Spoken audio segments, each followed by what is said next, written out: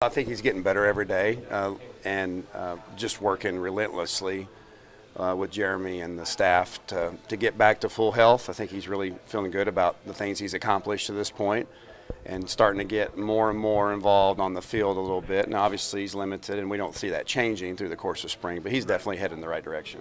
What you heard about him so far? About Art? Yeah, being around him. Oh, you got same thing you guys see. I mean, he's just very polished and very mature and very intelligent. Cares a lot. Great leadership qualities. He's a really good person and I'm looking forward to seeing him as a player. I hadn't get a chance to see that part of it, but I've seen everything there is up until that point about him, and that's all really positive. What are you pleased with so far in spring ball? Well, I think, I'm just pleased about the energy and the attention that the players are giving us, as a staff offensively. And it starts with Coach B. I mean, obviously the culture that he set and the way that they respond to him is trickled down to us and offensively and defensively and teams. They just listen.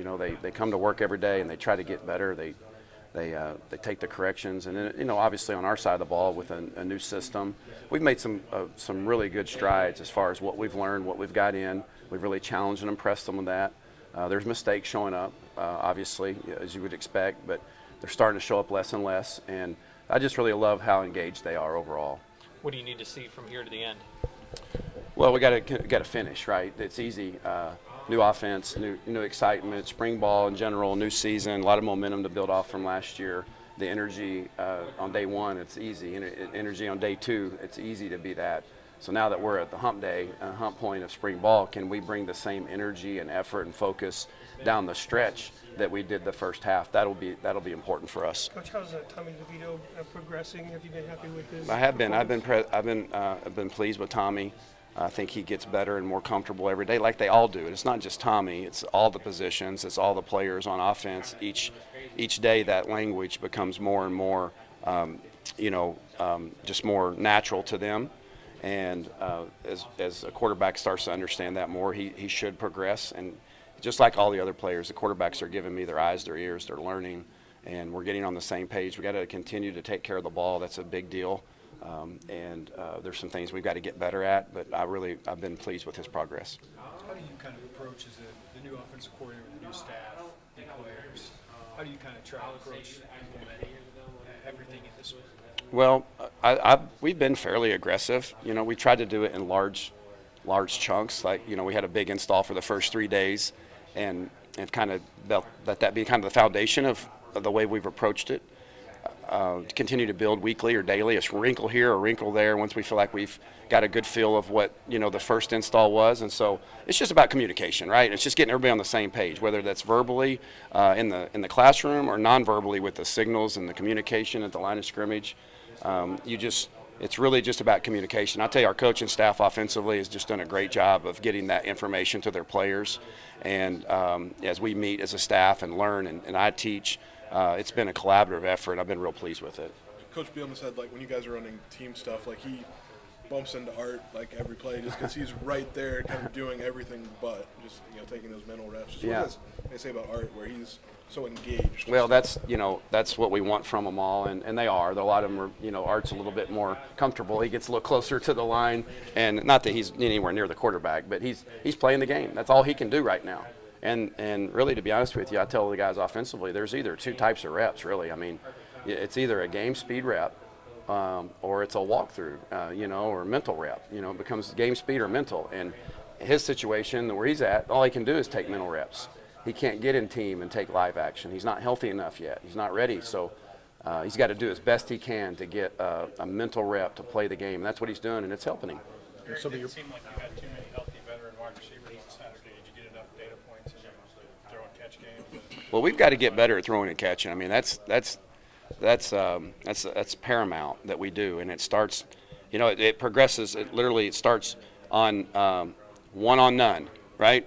One on none. So we got to throw and catch and keep the ball off the ground on one on none. Then it goes to one on one. Can we throw to win off a defender driving on a ball? Then it goes to Skelly, right? Can we throw and catch when there's no pass rush? And then you've got to get those building blocks in place before you can expect to go to team in 11 on 11 with the pass rush and with blitzes to be able to throw and catch. And so I was really pleased today the way we practiced in that area.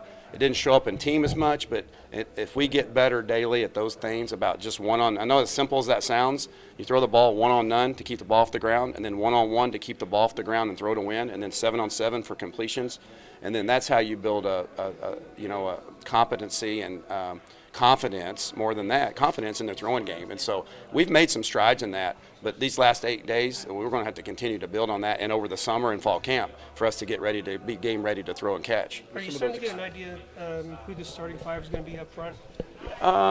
We've been a little bit in and out, injuries, so I think we're getting closer, to getting that ironed out. I think we're starting to be clear on, who are the guys that would be in the rotation or who would play. I think we need some more time to completely get that solidified, but I tell you what, I think those guys have really improved, and unity and chemistry there are starting to show up, and pleased with the way those guys have grown. With some of the more experienced wideouts a little limited, any of the young guys kind of catching your eye? Yeah, I think, I think Pat has started to show up and make some plays, and Sean Miller early on during camp. I hate when you start naming names, right? I mean, that's tough. You asked the question, and my answer, those guys, those are the younger guys that have, there's been other guys that have made plays and done a lot of good, and they're giving us everything they've got. But in particular, Pat has showed up in scrimmage and situations, so has Sean. But there's other guys that are worthy to be mentioned as they continue to grow and progress in this offense and get better and better each day. It takes a village at wideout now, and we've got to have some depth, and we've got to have guys that can come in and not skip a beat, and that's what we're working toward. How have you guys responded to tempo and changing things up, and how have they just responded to everything you're trying to do? Yeah, they've really handled it really well. We're not playing with the pace that I want. We're not quite there yet, as far as when we do play with pace, At the end of the day, we're not set on, and I'm not, Coach B's not, we're on the same page completely about, we're not going to try to snap the ball 97 times in a game and just try to go so fast that you lose it and sacrifice maybe execution or fundamentals. And I'm not saying that teams that go like that do, but we've got to learn to play at the different paces that we play at, and master those. That's really what my concern and goal is that when we go really rapid fast, we got to get better at that. When we go normal, we got to get better at that. When we huddle, we got to, there's just a lot of things we got to clean up no matter what the pace is. But we're certainly trending in the right direction of understanding that. This is obviously a challenge given what happened last year with the offense. How's this challenge been so far for you? Well, it's been awesome. It's been really good. It's to come in to work every day. Under Coach B's leadership, the staff that's assembled here, good men, good coaches, and the staff that's on our side of the ball offensively. I think there's a lot of chemistry building there, and we're on the same page. We're not perfect. There's no perfect coach. There's no perfect player. We tell our players that all the time. Like, we're going to make mistakes, but we got to get them fixed when we do. And when they're mine, I'm going to own them. When they're theirs, they got to own them. And ultimately, it's all of our mistakes, But the chemistry, it makes it easy to come to work every day. The environment, the culture is healthy.